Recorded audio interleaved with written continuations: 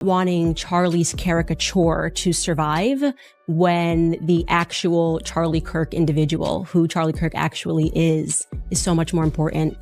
The caricature, the cartoon, is that Charlie's this young, smart guy, made a career out of debating college kids. What they have told us about Lance Twiggs. Obviously, we're going to go over this indictment. This kind of came up in the umpteenth hour. I'm going to tell you my honest opinion on it. There's more going on here. Very clearly, there's more going on here. Candace Owens didn't just post another opinion. She dropped a bomb. In the middle of the night, she went live and whispered a single chilling sentence. Charlie Kirk came to me and said he was betrayed. Those 9 words set the internet on fire. Within hours, hashtags were trending, podcasts were dissecting every syllable, and fans were scrambling to figure out who betrayed whom. Was she talking about politics? Marriage? Money? No one knew, and that was the problem, or maybe the genius. Because Candace didn't explain it right away. She let it burn. She posted cryptic lines like, "Truth reveals itself in silence," and vanished for a day. And that silence? It was louder than any tweet. People started connecting dots she never even mentioned. Rumors about Charlie's final days, the tension inside his circle, even the strange disappearance of one close friend. Suddenly, everything looked suspicious. But this wasn't just about betrayal. It was about power, image, and the one woman who refuses to let anyone bury the truth. And if you thought that one sentence was shocking, wait until you hear what came next. It was September 10th, 2025. Charlie Kirk was standing on stage at Utah Valley University, in front of a crowd primed for his message. He was in his element, debating, challenging, speaking to his movement. Then, in the middle of it all, a flash, a shot, and the world went silent. He was taken away that day. Later, he was declared dead. What the public saw was the aftermath of an assassination. Behind the headlines, investigators say a sniper-style killing. A bolt-action rifle, a long shot, and a calculated execution. The authorities arrested 22-year-old Tyler James Robinson and charged him with aggravated murder, among other counts. I just got a tip that busts the CK case wide open. Tyler Robinson has partial paralysis in his right leg. And that's how people identified him, not from the photographs. And his family, who has since been interrogated, specifically stated to FBI interrogators that because of the video that the FBI released at my direction, and because of the photographs that they released, they identified their son. This means that his unusual gait, his limp, was not because there was a rifle down his pants. And those of us with eyeballs already knew this. But this confirms it. This also explains why we never saw a perp walk, why they used all these still photos, and why they only showed him limping one time when he's on the way. So that they could run the narrative that the weapon was down his skinny jeans and nobody could see it. The invisible rifle, right? But those official charges left a yawning void, motive, logistics, and consistency all riddled with mystery. Even more unsettling, security protocols were loose, public record responses have been slow, and critical documents remain sealed. The case is thick with holes. That's where the whispers started.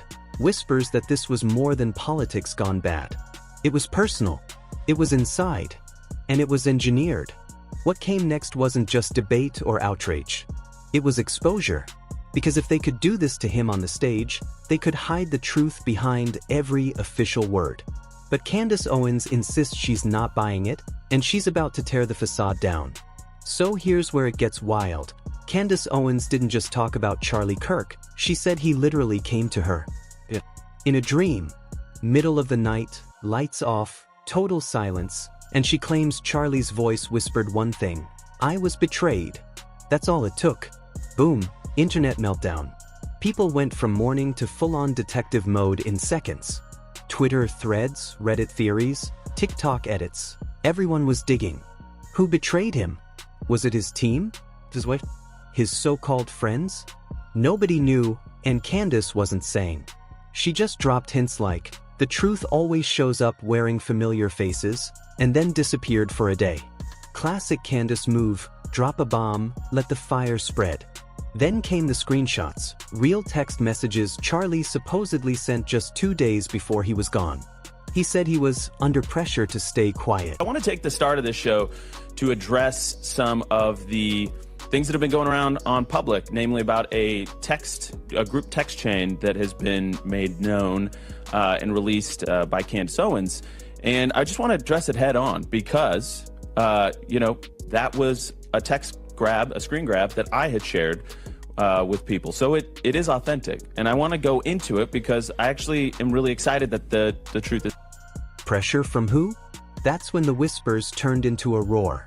Candace wasn't just mourning, she was calling people out. And trust me, when Candace starts naming names, it never ends quietly. Once Candace started talking about pressure, things got real messy. She claimed Charlie didn't just face online hate, he was being squeezed from the top. Billionaires, donors, political puppeteers, you name it. She even dropped one name that made every jaw drop, Bill Ammon.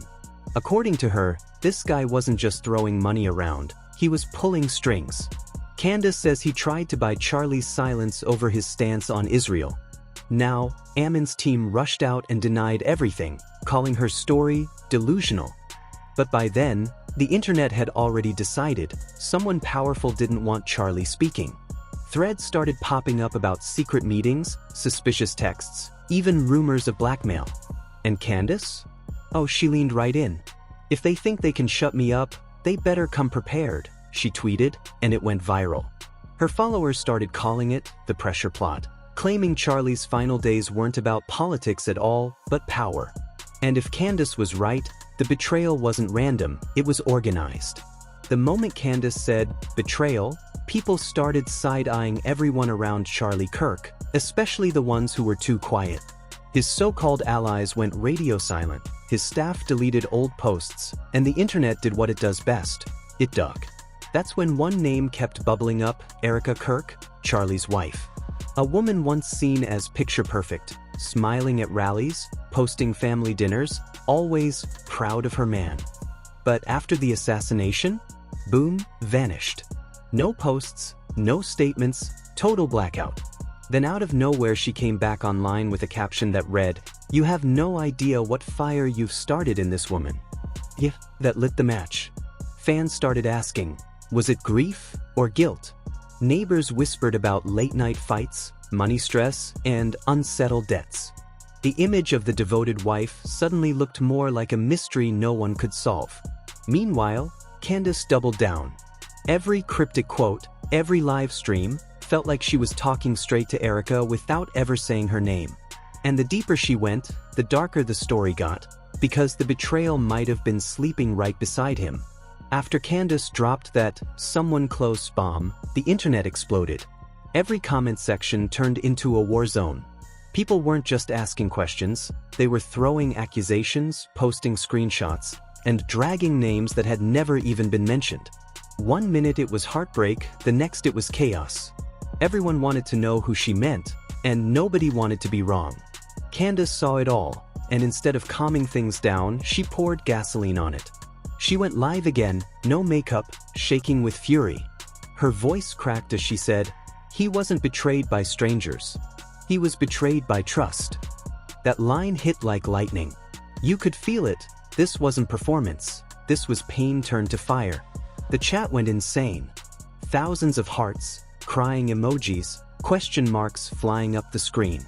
Candace didn't back off. She kept going, calling out fake friends, warning that the truth has receipts. And in that moment, everyone watching knew she wasn't just grieving. She was coming for someone. After that live, the internet wasn't just watching. It was obsessed. Every word Candace said became a headline, every pause became a theory. Even people who couldn't stand her before started saying, okay, maybe she's not crazy. But the more she spoke, the more it felt like something bigger was unraveling. Charlie's old friends started unfollowing each other. Podcasts dropped sudden hiatus posts. And Erica? She vanished again. No updates, no explanations, just gone. That silence said more than any statement ever could. Meanwhile, Candace kept pushing. She posted late-night stories, screenshots, and one cryptic line that broke the internet. He wasn't betrayed by politics.